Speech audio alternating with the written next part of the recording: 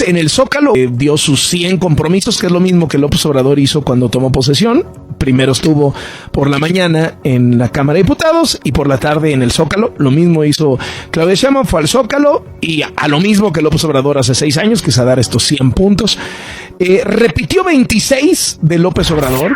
Las mañaneras, la austeridad, lo que dice de la libertad de expresión, vamos a ver si lo cumple, los programas sociales, lo del salario mínimo, lo de Ayotzinapa, la CFE, la memoria histórica, el interoceánico, el Tren Maya. De lo nuevo, que ha sido un acento muy particular de ella, ha hecho mucho acento en los temas de digitalización, de tecnología y de medio ambiente. O sea, sí se nota que hay varias propuestas orientadas a ese tema. Destaco 3 asuntos que me parecen muy relevantes, que podrían, ya sabes, ¿no? Tratando de buscar ahí las manzanitas en el árbol seco. Ahí voy. 1. Regresan las escuelas de tiempo completo. Obviamente no dice la doctora Sheinbaum, fue una torpeza de López Obrador haberlas quitado porque generó un daño a las mamás. No. Nada más, y ni siquiera les llaman escuelas de tiempo completo, les va a llamar escuelas con horario extendido, pero es lo mismo. 2. No dice, fue un fracaso eso de la megafarmacia, nada más surte 5 recetas al día. No. Pero ya no habla de la megafarmacia, habla de muchísimos proyectos de López Obrador. De la megafarmacia no habla, y por el contrario dice que al lado de las sucursales del Banco del Bienestar quiere poner farmacias para distribuir las medicinas. Entonces, de alguna manera, sin agraviar a López Obrador, pues está desapareciendo el tema de la megafarmacia. No sé si la vaya a desaparecer en sí, pero si no desaparece no pasa nada, porque de todas maneras es un elefante blanco, ¿no? Y va a hacer eso. Y 3, el tema de las energías limpias, ¿no? Que es un tema muy presente en su discurso, autos eléctricos, inversiones en energías limpias, etcétera, etcétera, etcétera. Bueno, también de pronto escuchas cosas como que no va a regresar el avión presidencial, ¿no? Que fue el distractor favorito, ¿no?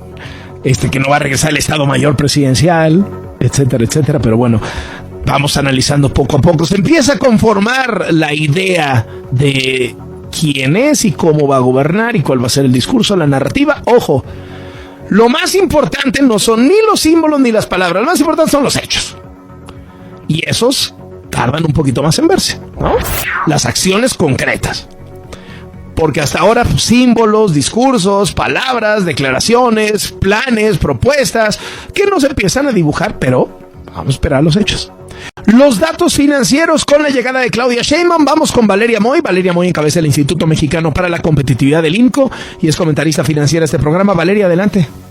Hola Carlos, muy buenas tardes. Pues yo creo que uno de los datos que más se anticipaba, sobre todo dado que ayer fue un feriado, un festivo bancario, era el tipo de cambio. El tipo de cambio se ha apreciado del inicio de las operaciones hoy por la mañana, por la madrugada, hasta ahorita. Más o menos se está cotizando en 19 pesos con 43 centavos. Ya, Carlos, no nos acordamos del 17, bueno, del 16 ya quedó muy atrás. Ya una semana antes de las elecciones era 16.70, ¿no? Exacto, entonces de repente nos acostumbramos. Y eso se apellida reforma judicial de Claudia Sheinbaum y López Obrador, eso es indudable, ¿no?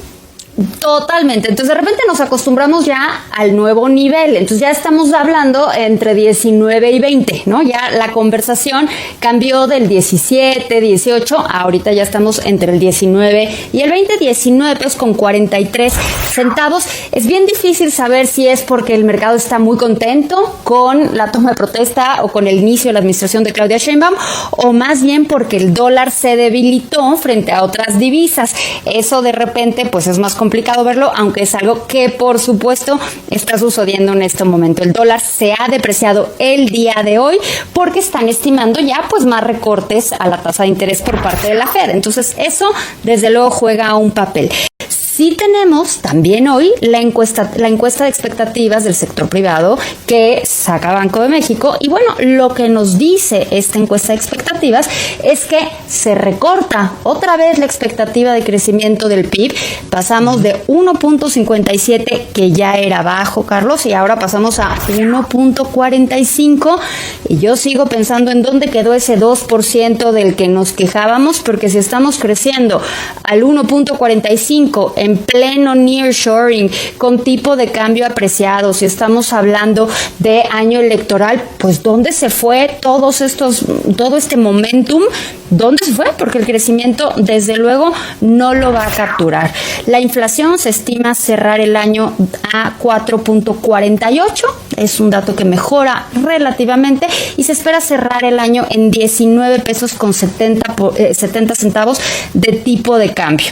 Carlos, hay varias notas, ya mencionabas tú algunas en la prensa internacional, creo que hay algunas sí son optimistas en el sentido de que le dan a la nueva presidenta el beneficio de la duda, se reconoce, pues es el primer día, es un cambio histórico, llega la primera mujer, pero no dejan de señalar los temas con los que se va a enfrentar. Y uno de los temas con los que se va a enfrentar la presidenta, y así lo menciona en particular la nota del Financial Times, por ejemplo, es la continuidad, el legado que le deja el presidente López Obrador, el expresidente López Obrador, pero no lo dice como en un contexto positivo, como diciendo, le están heredando un déficit fiscal muy importante, el mayor desde los años 80, y aunque ella promete ser fiscalmente responsable, pues no sabemos cómo lo va a lograr, porque para ser fiscalmente responsable tiene que hacer recortes muy importantes en el gasto, y después de lo que oímos ayer, Carlos, con estas 100 promesas que pues una tras otra era más gasto, yo no sé dónde va a recortar si al mismo tiempo quiere ser responsable. Entonces, desde luego sí, le dan este beneficio de la duda, este toque optimista, pero dice los riesgos y los desafíos económicos y fiscales están ahí, poniendo el énfasis también en la parte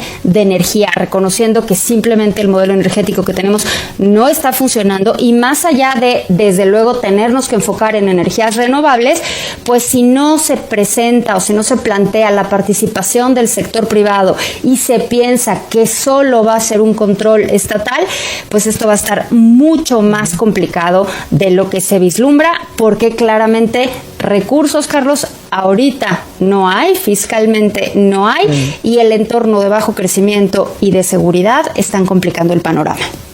Muchísimas gracias, Valeria. Gusto saludarte. Igualmente, hasta luego, Carlos. Hasta luego. Se publica el expresidente Ernesto Zedillo un artículo en el diario El País. Publicó el fin de semana uno en el Financial Times. Yo no me acuerdo si era el Financial Times o el Economist. Pero, ¿qué dice? Dice artículo, dice: la inmensa regresión democrática en México, el sórdido legado de López Obrador. Asegura que nunca sabremos cuál habría sido el futuro de México si el 2 de junio no hubiera sido una elección de Estado. Que López Obrador violó sistemáticamente la ley, violó las reglas, no jugó con las condiciones limpias y justas. Y ahora que llegó Claudia Sheinbaum, México está en una bifurcación de la historia. Si ella va a ser presidenta de una nación democrática o simplemente será el rostro de una tiranía.